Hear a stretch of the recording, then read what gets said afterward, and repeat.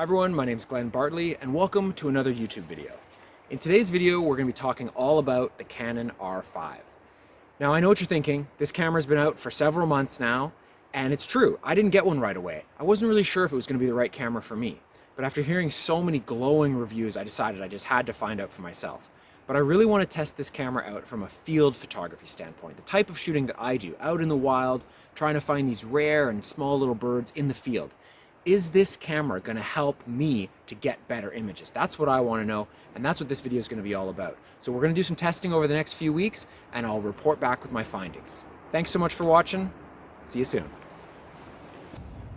So one of the things I really wanted to test with this new R5 is how it could handle shooting with the 600mm lens with a 2x converter. Because as you know, I tend to do mostly field photography where I really need that focal length. I'm so used to shooting with a 1.6 crop body that to give up all that effective focal length is really something that's really prevented me from wanting to use a full frame body in the past. So obviously if I'm going to shoot full frame, I want some more reach. And I have a 2x converter, the newest Canon one, and I haven't really used it that often with the 7D2 because, to be honest, it just wasn't working that well. It wouldn't quite grab focus.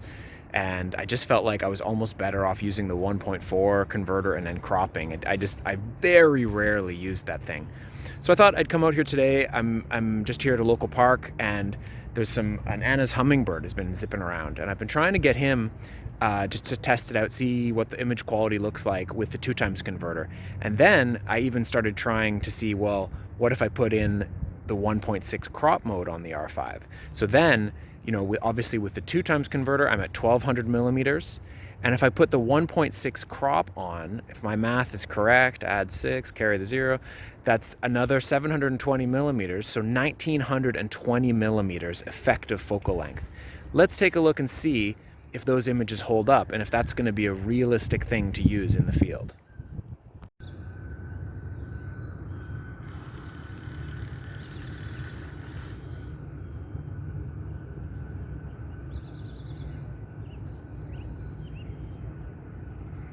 So here you can see the animal AI AF in action, just grabbing that eye. Like as soon as the bird turns, it just figures it out.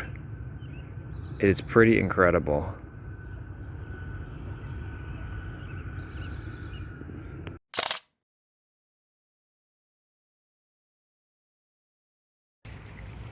So managed to get the little hummingbird to sit still for long enough to get a few frames, and I have to say, pretty amazing. There's a few things going on.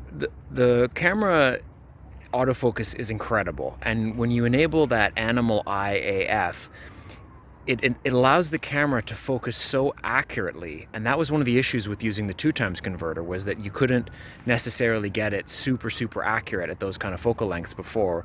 That was at least my experience with the 7D2. But now you can focus so accurately, or at least the camera focuses so accurately for you with that animal eye AF, that I mean, looking at the back of the camera, the images looked great at 1920mm effective focal length. We'll see what they look like on the computer. The other thing is that I can shoot at a higher ISO because I have better noise performance. So I can have that little bit of faster shutter speed when working with all that focal length. So really amazing early results here.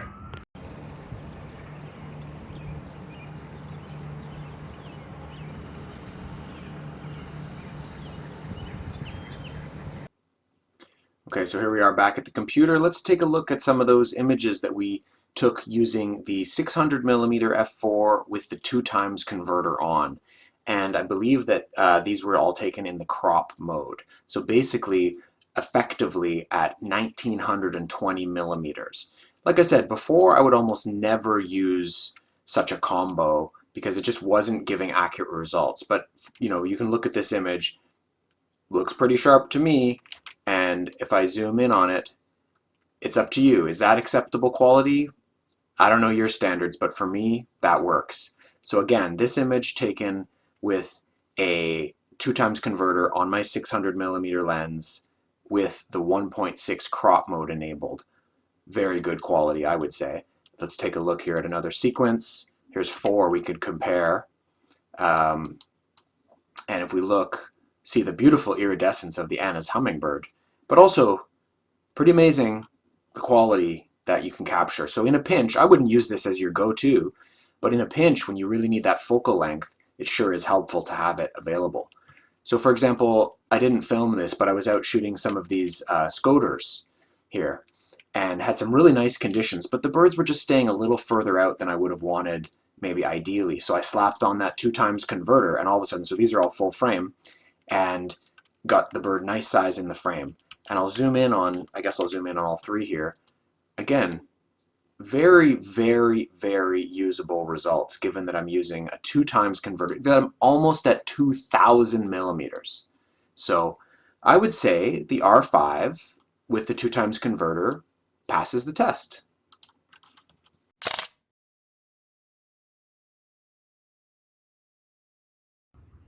So while I'm absolutely loving the autofocus of this new R5, I mean, the eye focus is incredible. It's so fast and snappy and just locks on, and you're shooting at whatever it is frames per second, and you're just looking through them, and every single one is tack sharp.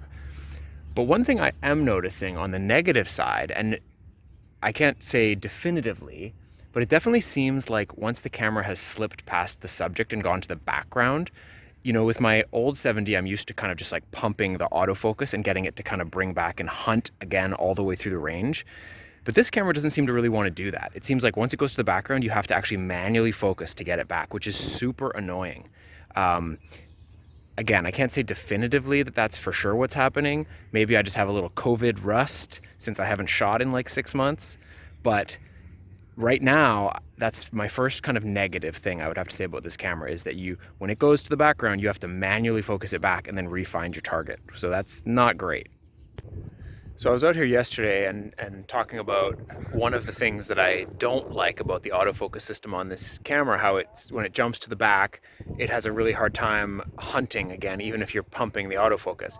I went home and I did some reading on that, and apparently that's just the way it is with mirrorless sensors, whether you're Sony or Nikon or Canon. They all kind of suffer from this. Once they've gone through your intended target, they have a really hard time restarting to search, whereas DSLRs were better at that. So it got me thinking, okay, this is super annoying. How am I going to solve this, at least for perched birds? And one of the things that I'm pretty new to this camera and everything, but one of the things that I immediately thought of was on our big super telephoto lenses, there's this, let's see if I can show this, there's this sort of twisting ring here, this little serrated ring. And you can preset a point in. So let's say right now I'm trying to photograph this hummingbird that's zipping around, and I think he's going to land approximately 20 feet-ish from me in this hedgerow. I can set that point as a point in space, and the lens will remember that. And when I twist the ring, it will jump back. So basically, if I miss focus and it goes to the background and it's not starting to want to hunt again, I can lock in that setting in advance. And then instead of having to try to manually focus to bring it back, which is another option, but this way I can just twist the ring and it immediately jumps me back out to like 20 feet, and then hopefully I can find the bird. So that might be a good solution for this sort of mirrorless problem that's cropped up. Give it a try, see if it works for you.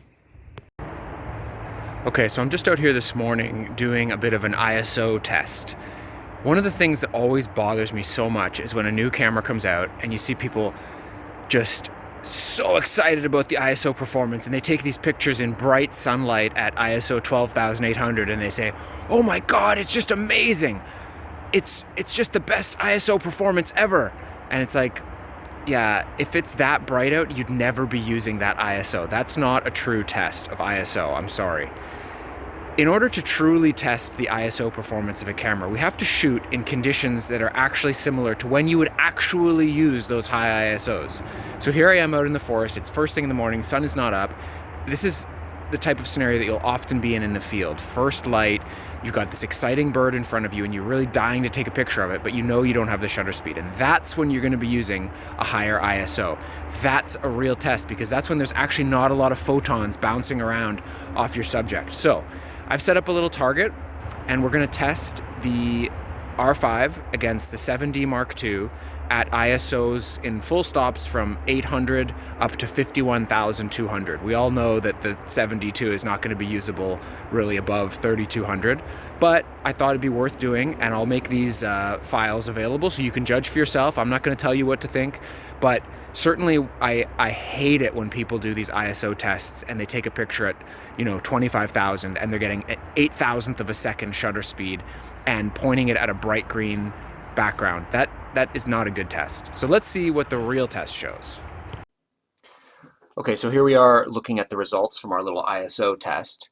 And I know that, this is going to be hard to judge through YouTube on a screen. I'll try to see if I can make these files available for download if people want. I'll try to put a link down below. But anyways, we can at least have a quick look. So basically we have ISOs from 800 to 51,200 on the two cameras. So for example, here's the R5 files. I think what's probably going to be interesting, so that's R5 at 800, 1600, 3200, still basically no noise. 6400 starting to get a little bit, 12,800 not looking too bad, and then it starts to get a little noisy up at 25,000 and certainly 51,200, definitely some noise there. But what's more interesting is to think about how many stops in performance are we gaining. So what should we compare? Let's see. How about the 72 at 3,200 versus what would be 3 stops? Let's think 32, so 64, 12, 8. So 3 stops would be 25,600, right? I think I did that math right. So here's the R5 at 25,600, and let's zoom them in, and we see that, so the 7D file is on the top, and the R5 is on the bottom. Don't worry about the owl not being in focus, that doesn't really matter. The reason largely that the owl is a little bit blurry is because I was shooting at such a slow shutter speed that I couldn't really eliminate my own sort of camera movement at those really slow shutter speeds. What's important is to look at the noise. That's what we're doing here. And certainly there's quite a difference between the noise in the two files. Like I would say the top one has like a lot more color noise, the 7D one. From a sort of the texture of the two files are fairly similar, and probably the noise from the R5 file is going to be easier to clean up without strange artifacts in the background. So again, the R5 file at 25,600, or put another way, 3 stops higher, looks reasonably comparable, I would say, to the 7D file. Let's look. So the 7D at 6,400 kind of becomes unusable. Why don't we compare the 7D at 1,600 to the R5 at, I don't know, 12,800. So here we see the 7D at 1,600 on the top versus the R5 at 12,800. You kind of feel like there's more noise in the R5 file, but the question is how easy does either Photoshop or a product like Topaz Denoise actually deal with that? And we'll look at that when we actually process some pictures of birds up. If I had to draw a conclusion here, well, let's compare. Let's do a couple more comparisons. What about the two files, both cameras at 6,400? Pretty clear winner, the lower file as far as noise there. I think after looking at these files, I think I would probably say that the R5 is somewhere between 2 and 3 stops better ISO performance than the 7D2. I mean, there's obviously no question that it's significantly better.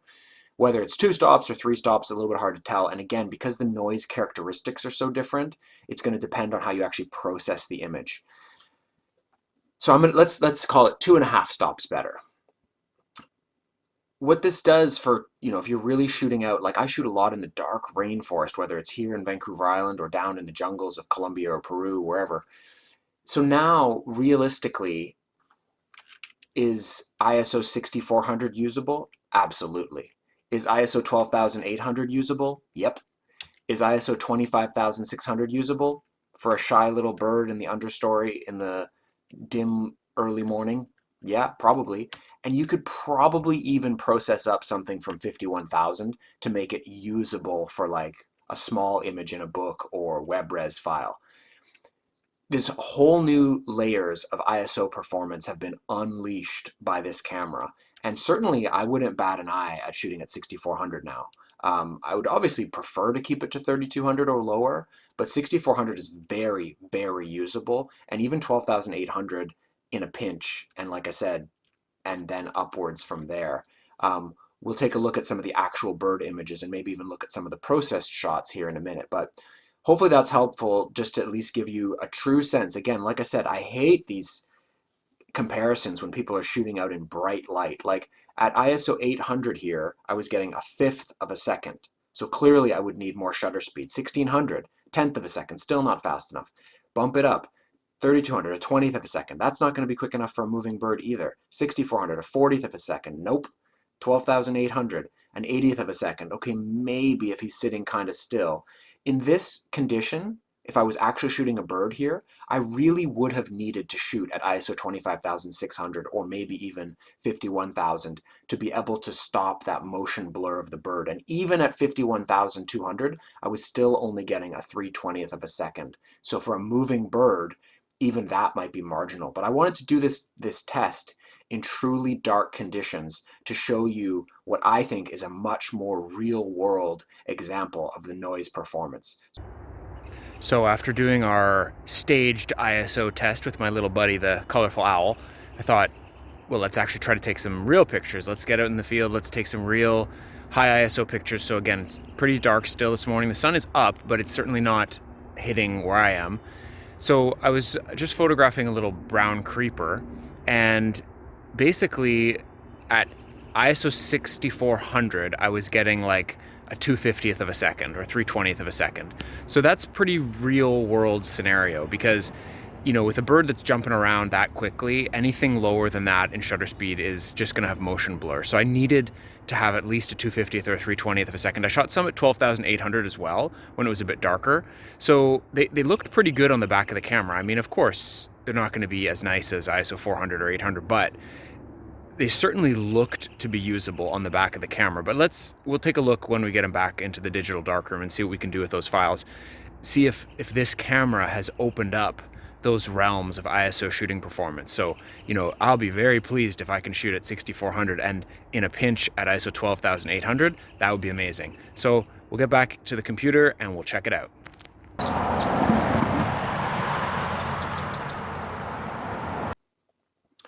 Okay, so like I said, and like you saw in the video, after I did those test shots, I went ahead and actually found some birds to photograph in those very, very dark conditions. It had brightened up a little bit by the time I took these.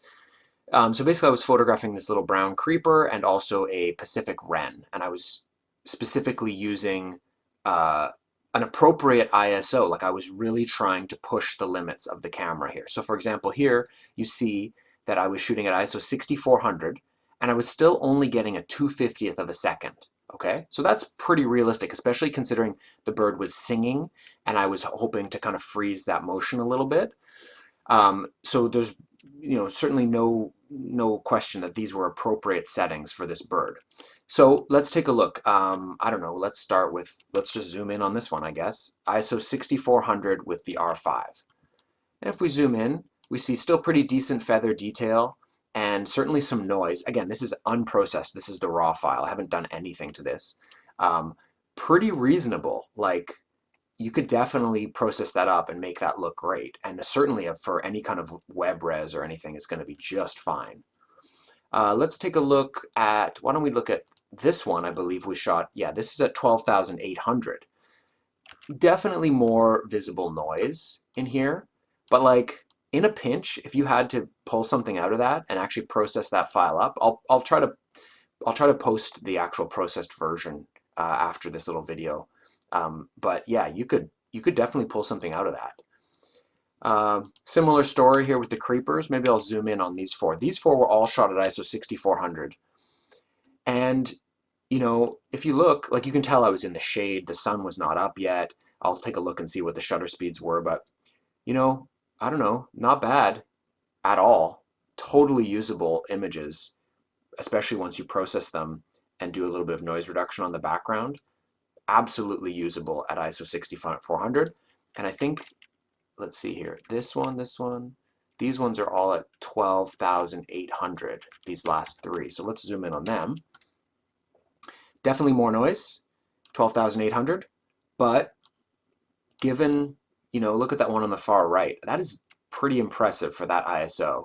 And also, like, again, I was in very dark shooting conditions. So let's look here. At 12,800, I was only getting a 2/50th of a second. So you get the sense of how dark the conditions were. And for the Ren here, I think I said, yeah, 6,400. Here you can tell he was getting hit by a little bit of light. And so I was getting a 2/50th of a second for that one. And some of these other ones, a 200th of a second at ISO 6400. And yeah, not too bad considering that's the raw file, looking pretty decent.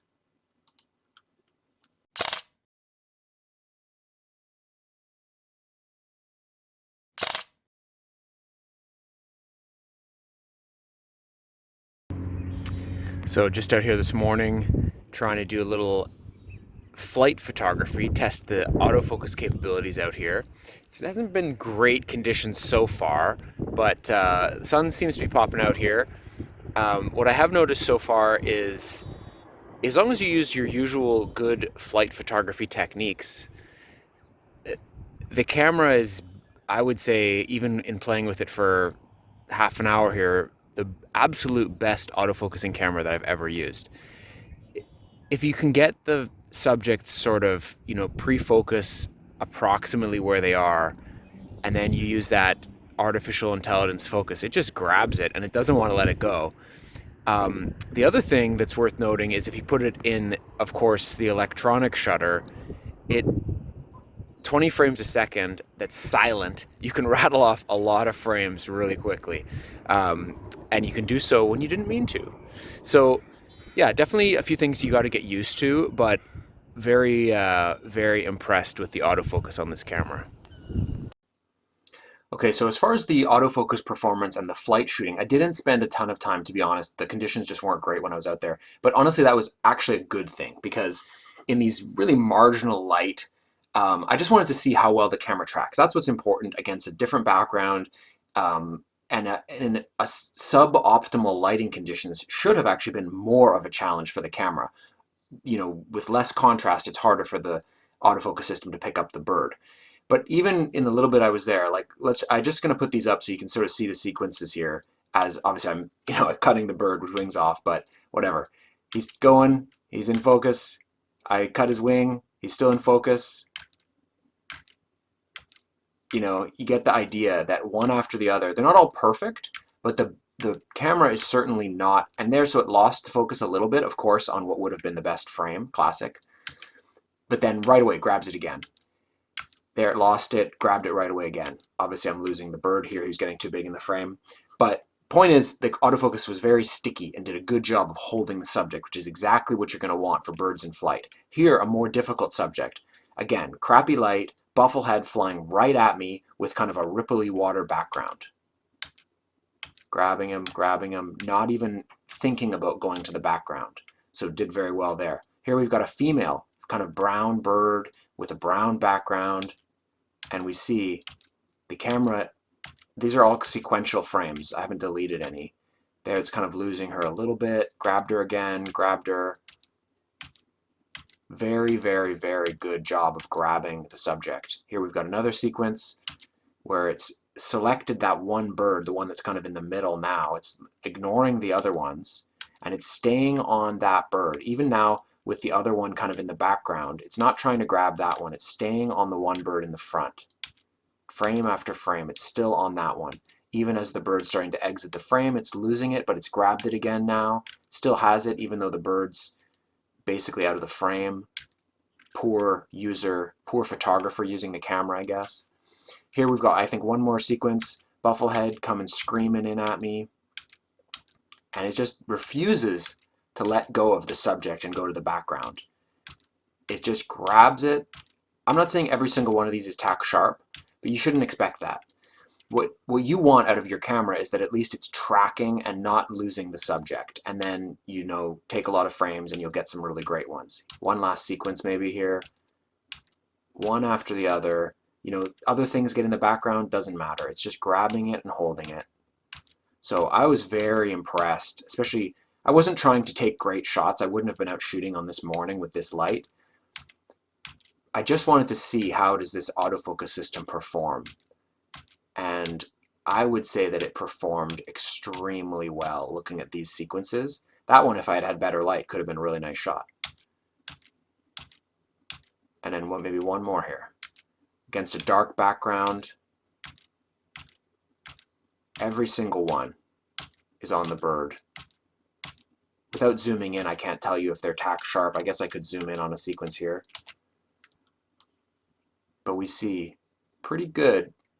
Certainly the first one and the third one are very good. This one, it lost focus a little bit, and this one. But look at the subject. I mean, a bufflehead flying very fast. What I really wanted to show was just how well the camera tracked in these sequences. Whether the bird's coming straight at you like it is here, or flying past you. This is not too hard of a challenge because we have a fairly uniform background, but some of those other ones with the darker backgrounds, let's put it this way, it's the best camera I've ever used for tracking a flying bird. So take that for what it's worth. So I've been out here this morning working on some pileated woodpeckers. There's a pair here. And a couple things worth noting. One is just how much I'm enjoying being able to switch back and forth between full frame on these pretty big birds, and then if they fly to a further tree, I can just quickly switch into 1.6 crop mode and get that image, get the bird larger in the frame. Now, with that said, some people are always tempted to say, oh, it doesn't matter, you might as well just shoot full frame all the time, and then it's just the same thing as cropping. Wrong. The bird is larger in the frame when you go into 1.6 crop mode. And because of all those focus points, it's definitely easier to focus on the eye, both for me as a human operator and also for the AI. When you go to switch into the animal AI, it definitely works better when the subject is larger in the frame. So you want to think about what mode you're shooting in and try to keep that bird as big in the frame as possible to have more accurate autofocus. That's one of the issues that I always had with using full frame DSLRs. Was people say, oh, you could use it in crop mode. Well, no, because you can't focus accurately. So definitely some really fun things to play around with this new camera. The other thing I want to mention is just that the animal eye detect is not infallible. So here I'm shooting in not my ideal situation for shooting in the forest. It's sunny, so I have kind of like contrasty, sometimes shooting into the light. And definitely a lot of the times the animal AF is not grabbing the bird's eye, but no worries, because this camera still has a very capable normal autofocus system, and you can just simply, if you're enabled dual back button focus, which I certainly would do on this camera, I just simply switch it over and go into standard focusing and then give the camera a little help. Now, it seems like when you help it out and get it in focus and then you can switch back to AIF, then it sometimes grabs it. But with these pileateds, I'm finding that a lot of the times that it's not grabbing the eye, and I'm just using the normal focusing mode, which is just fine. So anyways, some more observations here in the field, all pretty favorable. Just have to, it's not just going to take the pictures for you, though. You still have to use all your skills in the field to get the subject in focus and take some good shots. One last thing here from this morning's shoot is, I've been shooting with a 64 gig SD card, SanDisk, like the fastest sort of SD card you can get. And in RAW mode, I got about 1,450 files before I filled the card. Now that's the first card I've filled on this because, shooting at 10, 12 frames a second or whatever, when I was doing flight earlier, I was shooting at 20 frames a second, and I sure filled the card up quickly. That brings up an interesting thing that I want to look at is the difference, because I've been hearing that the RAW and the CRAW is very hard to tell the difference. And I'm really interested to see. I did do some test shots in my backyard of RAW versus CRAW. So it'll be interesting to see if we can even see any difference, because that all of a sudden it's like, I think it's half the size file. So I would have been able to get 2,800 photos on here this morning, which would have been huge improvement. So I am going to look at those and do a bit more research on the internet, and we'll talk about that in the final conclusions. Okay, so just a couple final thoughts for the morning here. One is on the memory cards that you're going to use with this camera. Now, of course, you see this camera and it has the CFast cards. And then for me, I was like, I don't really want to buy a $400 memory card and then have to buy another card reader and potentially have to have two different systems going on if I have a backup different camera. Wasn't interested in that at all. So I was wondering, like, okay, is an SD card going to be fast enough to keep up with this camera? And the answer is yes. If you buy the fastest, best SD cards, I've not buffered one out at all, and I've done some pretty long bursts. However, you will not be able to shoot 8K video or the high speed 4K video. But other than that, if you don't care about those two things, I don't see why you'd spend all that money on those CFast cards personally. The other thing that I remember when this camera first came out and I saw the Canon specs on the battery life, and I was like, it was really low how many shots it said you could get off of a battery. And I was like, oh man, that's going to be a problem in the field, having to change batteries all the time. As it turns out, not a problem at all. I have the grip on here, so I do have two batteries in the camera, but I've been shooting all morning. I've shot well over 1,500 shots, and I still have two out of the three, battery sections. So I would say that you can probably take at least 3,000 photos, at least, on two batteries. So that's plenty. I mean, as long as you can shoot all day on a set of charged batteries, I don't see that that's any problem at all. So no worries on the battery, no worries on the memory card. So 2 thumbs up there. So one of the things I was interested to see was the difference, if any, of this sort of RAW versus CRAW. Because obviously with a high megapixel camera like this, your cards are going to fill up faster, especially if you're shooting at like 20 frames a second. So it's certainly an amazing option to be able to switch into CRAW, and the files literally take half the space on the card. So here I just was in my backyard taking a picture of this beautiful flower, and the top, this one I'm on now, is the CRAW, and now I'll click on the RAW file. And for sure, zoomed out, you don't notice any difference. These were taken at ISO 400. Now, if we were to zoom in, I'm going to kind of try to get an area on both. Yeah, so if we zoom in, so now I'm on the RAW file, and if I go to the CRAW file, I mean, I can't see any difference. And doing some poking around the interweb, reading, most people seem to agree that there is negligible difference in file quality from the CRAW files. So it's up to you, of course, but I think you'd have no problem just leaving your camera on CRAW and using that file format. If you know you're going out for a small shoot and you're for sure not going to be filling your card, you could always switch it back to RAW. But I honestly think with this high megapixel camera and high frame rate camera, I might just shoot CRAW, to be honest. And certainly as we move forward, as megapixels probably continue to go up, and frame rates perhaps as well, it's a great option that they have this technology to be able to compress these files without the user, us, seeing really any difference. So that's pretty awesome. Okay, so mostly, if you've held up this long in the video, you know that mostly this has been a glowing review. And it certainly is. This camera's amazing. But there's a few issues, one of them on the actual like digital files that have come up.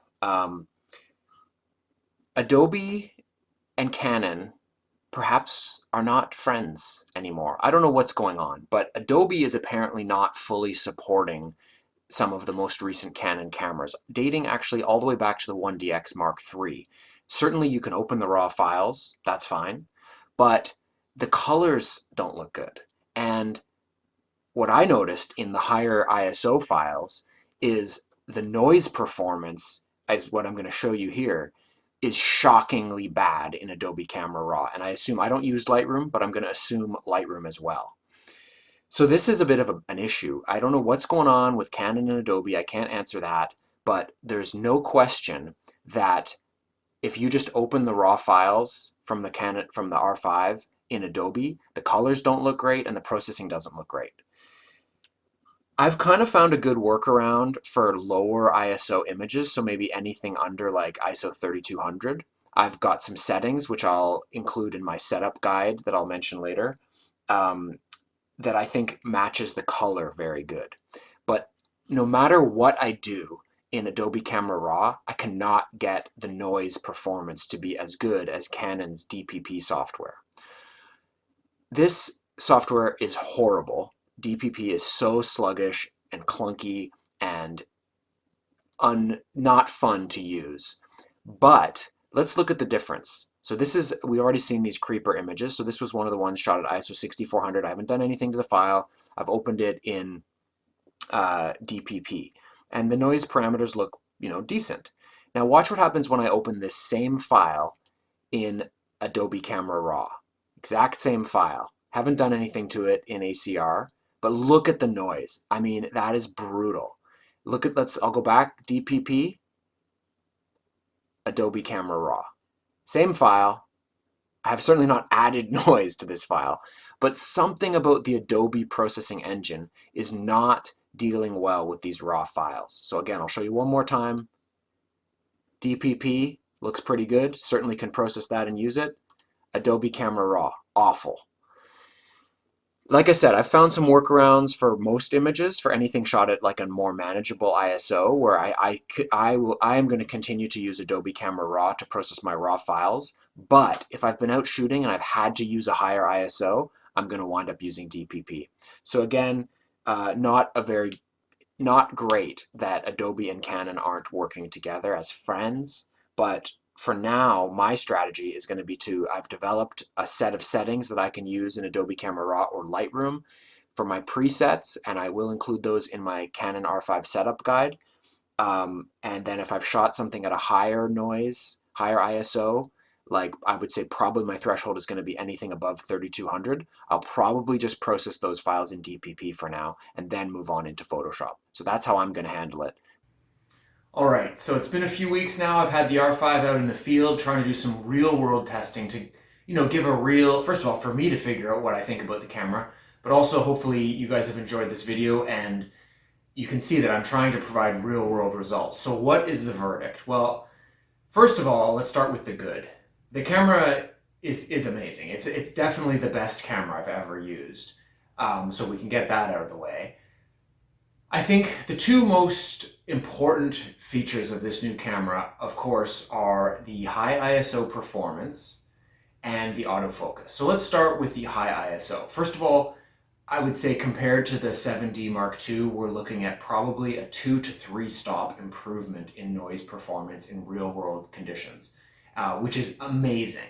Basically, we've opened up a whole new realm of shooting. Those very early mornings or late in the day or dark conditions when you really need to push the capability of the camera, you can do that now with this camera. It's amazing. You can actually shoot at ISO 12,800 and still get very, very usable shots. Wouldn't recommend it for all your shots, but it is doable, and it's even higher than that is possible with this camera. So that's amazing. On the negative side of that is, unfortunately, as I mentioned in the video, Adobe is doing a horrible job of processing these files. I've come up with some good settings, what I think will work really well for images shot at sort of below ISO 3200, which is going to be, of course, the majority of your images. But once you get above that, the Adobe software just does such a bad job of dealing with the high ISO noise that you right now pretty much have to use Canon DPP, which is horrible software, but it is what it is. We can all just take a deep breath, go in there, spit out our TIFF file, and move on. So overall, amazing noise performance. Really excited about that. Now, autofocus. Again, incredible. When I first heard about this animal eye detect autofocus, I was like, okay, whatever. It's, we've had this face detect thing forever, even in point and shoots. I really just thought it was probably going to be a gimmick. It is not. It works so incredibly well, especially in good light. It is so incredible how it can just find that eye and lock on it as the bird is moving around. Maybe the branch is moving a little bit. Maybe the duck is swimming towards you. And it's incredible not only for the focus accuracy, but also because once you've enabled it and once it grabs it, perhaps even more important is you have total freedom to compose your image wherever you want. Wherever that bird goes, you can just move your viewfinder around and it's going to stay locked. You don't have to move your focus point around and try to keep reacquiring the bird. So that is truly a game-changing technology. It is absolutely incredible. And it opens up these other opportunities. So for example, because the autofocus is so good, for the first time really ever, I've started to use my 2x converter kind of on a regular basis and get some fantastic results with it. Again, I'm not going to start using a 2x converter for all my photos, but when you have that bird that's just that little uncomfortably far away and you would just really like to get some more pixels on it, it is an amazing thing to be able to shoot at nearly 2000 millimeters effective focal length with this camera. So that's awesome. It's also, you know, I was always hesitant with previous versions of full frame cameras, because even though you could put them in 1.6 crop mode, all it would do is gray out an area around the outside of the viewfinder, which for me was like a total deal breaker because you still can't focus super accurately. Well, now with mirrorless, totally different. When you switch it into 1.6 crop mode, the viewfinder, that's what you see. And it allows those autofocus points to still find the bird and the eye really effectively. So it's really nice to be able to shoot and switch back and forth between full frame and 1.6 mode. And I've set up my camera with some custom settings that allows me to do that very quickly. So that's awesome. The frame rate is incredible. Of course, 12 frames a second in sort of normal mechanical shutter mode. And then in electronic shutter mode, when you're really doing action or maybe you're waiting for something to happen, you can switch it over into electronic mode and get 20 frames a second, which is obviously lightning fast. If you think about it, a lot of video is 24 or 30 frames a second for a movie. So to be able to shoot 20 frames a second stills is pretty incredible. And I guess with that, I would say the camera is so fast, and yet I think I buffered it out maybe once when I was shooting. And I'm not even using the CFast cards. So it's able to capture all that information and record it to the card without buffering out, which is really phenomenal, especially with such a high megapixel camera. Although I will say a lot of the times I was shooting in 1.6 crop mode, but I never hit any problems. And that was another thing I was a little bit concerned about when this camera came out was, okay, now great, I have to buy the CFast card, or probably at least two. I'm gonna have to buy a new card reader, and I'm in for another, I don't know, I haven't done the math, but several $100s if you're getting a couple new CFast cards and a new reader. You don't really need to, unless you're shooting, as far as I'm concerned, unless you're shooting 8K video or you need to capture the high frame rate 4K video, you can do just fine with SD cards, probably the ones you already have, or maybe go out and buy yourself, you know, the fastest certified SD cards. They're still going to be way cheaper than those CFast cards, so that's awesome. And the final thing I'll say about, I guess, those main things is another option when it comes to recording your images is to use this CRAW, or the compressed RAW format. I can't tell a difference, even zooming in. So if you don't have a huge memory card, or if you know you're going to be doing a bunch of action shots or something and you might really burn through your card, it'd be a very, very viable option to switch it and shoot in CRAW, or maybe just leave that as your default. I haven't totally made up my mind yet if I'm going to keep just shooting regular RAW, just in case it's somewhat better, tiny little bit better, but it's definitely nice to know that if there's any difference, it is absolutely minimal. While we're on the topic of video, the video is phenomenal, of course. The 4K, I didn't shoot any 8K video because I don't have a CFast card, so I couldn't do that, but the 4K video looks beautiful and amazing.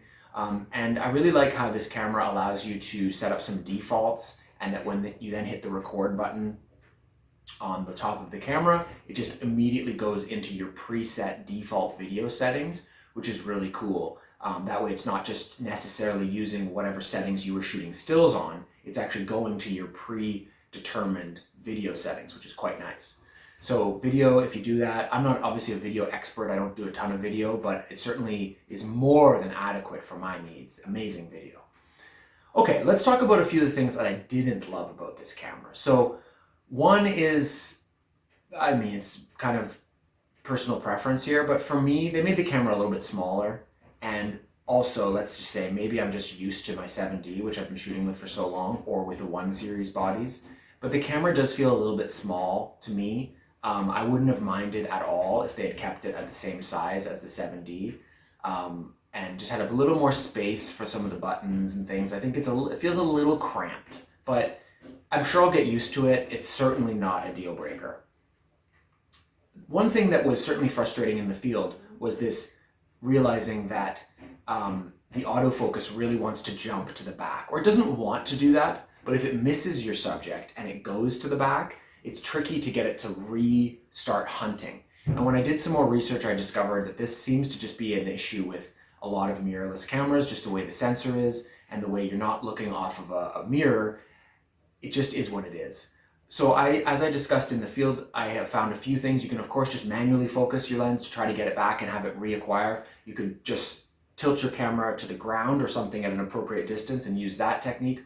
Or what I was doing, if I was thinking I knew where the bird was going to come, I would use this preset button on my super telephoto lens and then use that serrated collar to jump back to that. So if I missed the target and it goes to the background, I could just quickly bring it right back, and then that seemed to work. So a few little workarounds to solve this issue. It's by no means a deal breaker, but it is pretty annoying that it does that. Maybe they'll figure something out with firmware, I don't know, but a little bit frustrating. I should say that the eye detect autofocus is not magical either. When I was shooting in really low lighting with a brown creeper, tricky little bird, kind of camouflaged brown against a brown bark, and it was difficult for the camera to figure out what the eye was. Probably that bird, if I was shooting it in like nice low angle sunlight where there was more contrast, it would have done better. On the Hummingbird, it was like glued to the eye. It was so incredible how fast it could find that eye and how it would just hold it. And the same with the Surf Scoter, actually, it worked amazing. But it's not perfect. It's not just going to magically work in every scenario. Sometimes it will struggle, and then you'll just need to rely on the normal autofocus capabilities of this camera, which are incredible. And then I guess the last thing I'll say in a negative, which is quite significant and really annoying in the digital darkroom, is that Adobe and Canon, something's going on there. They're not getting the right profiling for these cameras. You can definitely open the RAW files, but the colors do not look good out of the camera when you open them up in Lightroom or Adobe Camera Raw. They really look bad. And if you don't really spend some time to develop a preset, you're going to really struggle to process those files. Or maybe you're not noticing it, but if you look with a really discerning eye, or if you compare the files in Digital Photo Professional versus that, you'll really see quite a difference. So I've developed some presets and my strategy for dealing with this, and I will include that in my setup guide, which I'll link below or up there or wherever. So if you're interested, you can check that out, and hopefully that'll help you out to solve some of these issues. But it's certainly frustrating that we even have to deal with that. It's just another big annoyance. So it is what it is. In conclusion, should you buy this camera? Well, of course, that's not the kind of reviewer I am. I can't tell you whether you should buy this camera. What I will tell you is that after shooting with this camera, even for 2 weeks, I could never go back. Once you've used that animal eye detect AF, you're gonna feel like you're trying to take pictures with one hand tied behind your back with a normal DSLR. It is such amazing technology, and we are so lucky to have that now, and it's going to open up these new capabilities for us as photographers. So for me, super happy that I've purchased this camera, and I can't wait to get down to start to be able to travel again, to go down to the tropics and really try it in some really challenging environments, because between the new autofocus capabilities and having 2 or maybe 3 stops better ISO performance, it's just going to be a total game changer for real world results in the field for my type of photography. So I'm really excited about the camera. It was definitely an expensive purchase for me, but I think after using it for a few weeks, well worth it. So I hope you found this review helpful. I hope it helps you make your own decision about whether this camera is right for you. And yeah, thanks for watching. I hope you enjoyed it, and we'll see you again soon.